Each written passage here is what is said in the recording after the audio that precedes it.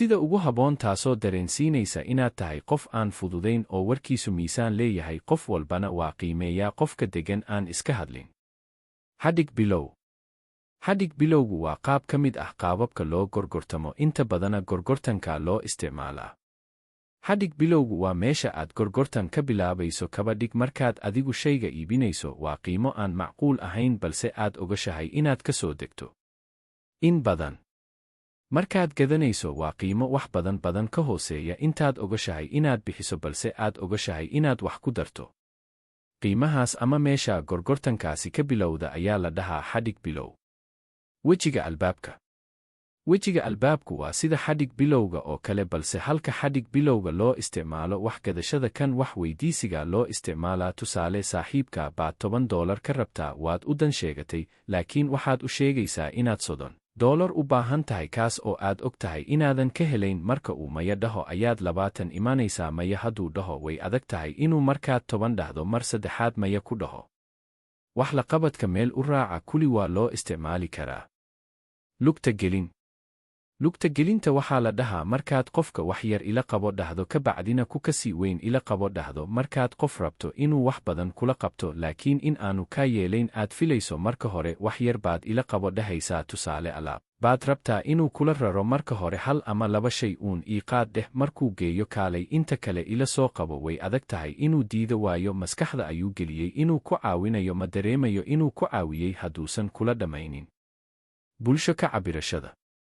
Bulsho ka cabirashadu waa marka uusan qofku hubin waxa uu samayn lahaa ayuu intuu dadka kale eego waxay samaynayaan ayuu isna sameeyaa maadaama ay tahay dabeecada bini'aadamka taasi haddaad rabto in qofku waxaad rabto kugu raaco waxaad odhanaysaa waa wax caadi ah oo dadka oo dhan sameeyaan xitaa hebel iyo hebel ama dadka noocaasaas dad uu arko inaysan khalad samayn ama aqoon, garasho ama xikmad uu ku tuhmayo. Markaa qofkii wuxuu aaminayaa labadiina keliya maahe waa wax la wada sameeyo oo dhib uma arkayo. Saamaynta talaabaysan. Saamaynta talaabaysan waa marka aad qofka wax fudud weydiisato oo uusan isagu wax qiimo weyn u arkin.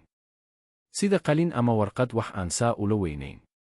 Balse hadduu taa kuu sameeyo qofkaas hadhow haddaad wax kale weydiisato maya siduu kugu dhahaa way adag tahay taa keliya maahe maadaama uu asxaan kuu sameeyey wuxuu aaminayaa inaad dadka isaga dhowdihiin oo xidhiidhka saa u weyni idinka dhexeeyo. Sidaa darteed baa haddaad marka labaad wax qalinka wax badan ka weyn aad weydiisato ay ugu adag tahay inuu diido. Saamaynta lama helaanka. Shaygu markuu yar yahay ama aan wax badan laga hayn qiimihiisu wuu kordhaa shayba shayguu ka adag yahay in la helo wuu ka qaalisan yahay kana qiimo bataa. Tusaale kabo ayaad iibinaysaa qofkii kaa iibsanayay waxaad ku leedahay kabahan 2 saac ka hor baan bakhaarka darsin ka soo qaaday waa la dhammaystay bakhaarkii ku laabtay darsinkan baa ugu dambeeyey ka soo helay iyagana 7 beer keliyaaka. Hayaa qofka waxa uu sawirmaysa markiiba in hadduu ka tago kabahan ay dhammaan karaan ee uu haddaba gato taasaa la dhahaa saamaynta lama helaanka. Sidoo kale naftaadana waad u isticmaali kartaa oo waxaad yaraynaysaa muuqaaga badan marka lagu weydiiyana mashquul baan ahay oo wakhti ma hayo. Bad odhan balse waa inay dhab tahay oo aan aad lagu arkin. Markaa waxaad yeelanaysaa saamaynta lama helaanka. Calaamadinta dareenka. Calaamadinta dareenka waa qirida iyo fahanka dareenka qofka tusaale qof aad murmayseen baa kululaaday waxaad odhanaysaa waxaad u muuqataa inaad dibsatay wada hadalka oo uu ku cadhogeliyey inaad intaa u sheegto waxay qofka tusaysaa inaad dareemayso xanuunkiisa sidoo kale inaad warkiisa iyo dareenkiisaba qiimaynayso tani waxay kaa caawisaa in ay dejiso qofka maadaama uu arko inaad dareemayso xanuunkiisa taasoo inta badan fududaysa xalinta wax kasta oo idin dhex yaalay weliba xagga labada qof ee xidhiidhka leh. Abaal celinta. Marka aad qofka wax yar u qabato ama hadiyad siiso qofku wuxuu dareemaa inaad abaal ku leedahay kaas oo uu isku dayo inuu ku gudo midkaagii ka weyn kana qiimo badan. Tusaale gabadh baad shukulaato siisay ama waad ammaantay beri ka maalin haddaad dhahdo dharka ii dhaq way adag tahay inay maya ku tidhaahdo waayo abaalkii baa ku taagan. Haddaba tan waxaad u isticmaali kartaa inaad ku soo dhowaysato qofka ku abuurato xidhiidh wanaagsan iyo la macaamil ku salaysan ixtiraam iyo weji furnaan. Xitaa haddii markaad gabadha aad ammaanaysay aadan magaceeda aqoon. Ama aydaanba wada hadli jirin. La soco si aad u hoggaamiso. Waxaa loola jeedaa inaad qofka aad la sheekaysanayso marka hore sheekada halka uu ka wado iyo qaabka uu wado aad la wado si tartiib ah, kadibna aad u jeediso sheekadii dhinaca adigu rabtay isagoo aan u arag inaad qastay ama khasabtay.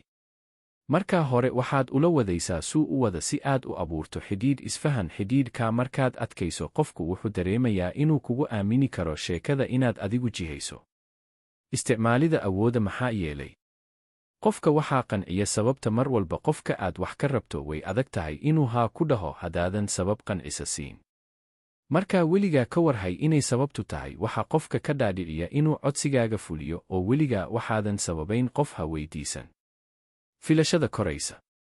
Filashada koraysa waa markaad qof ku dhiirigeliso inuu intaa ka badan awoodo oo aad hubto inuu samayn karo. Taasaa qofka ku qasbaysa inuusan ku tusin intaad ka filaysay inuu ka liito. Si uu taa kaaga ilaaliyana wuxuu dadaal dheeraad ah saarayaa inuu rumeeyo waxaad tidhi waad samayn kartaa. Waxaad dhahaysaa waan hubaa waxaan inaad samayn karto, oo waxaan ku kalsoonahay in aad tahay qof ku filan inuu hawshan dhammeeyo. Taa anaa huba intaasa way u siyaadinaysaa isku kalsoonaan iyo dhiiranaan uu ku gaadho halkuu rabo.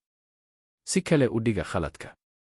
Si kale u dhiga khaladka waxaa loola jeedaa khaladka inaad dhinac kale ka eegto kadibna aad qaab kale u sharaxdo. Halkaad khaladka iyo wax dhib ka yimi ka hadli lahayd, khaladka laftiisa ayaad waxaad u sawiraysaa inuu yahay cashar aad ku ogaateen qaabkaas inuusan shaqaynaynin. Markaa hadda aad jaanis kale haysataan aad si kale ku daydaan adigoo odhanaya meeshaad khalad dhihi lahayd dib u dhacan inagu yimi, wuxuu jaanis inoo siinayaa inaan dhinacyo kale ka eegno, taasoo laga yaabo inaan helo waxaan rabnay wax ka fiicanba. Khaladkiiba waxaad ka dhigtay jaanis rajo la'aantiina rajo tii hore mid fiican inaad rajaysaan. Si kale u dhigaas wuxuu keenayaa in qofkii aad rajo geliso, rajo gelintaasina u noqoto dhiirigelin. Iftiiminta qiimaha qofka. Qofka oo aad u sheegto waxa uu ku wacan yahay kuna aamanto marka horeba ayaa la dhahaa iftiiminta qofka, taas oo qofka qiimahiisa kale oo dhana soo muujinaysa oo la wada arkayo. Ujeeddada iftiimintuna waa in dadka ku hareeraysan qofkan ay arkaan waxyaabaha uu qofkani ku wacan yahay oo dhan. Inkastoo adigu aad mid uun sheegtay, haddaana dadka ku hareeraysani waxay arkayaan in kale oo badan oo aysan arkeen haddaadan iftiimin lahayn taa hore.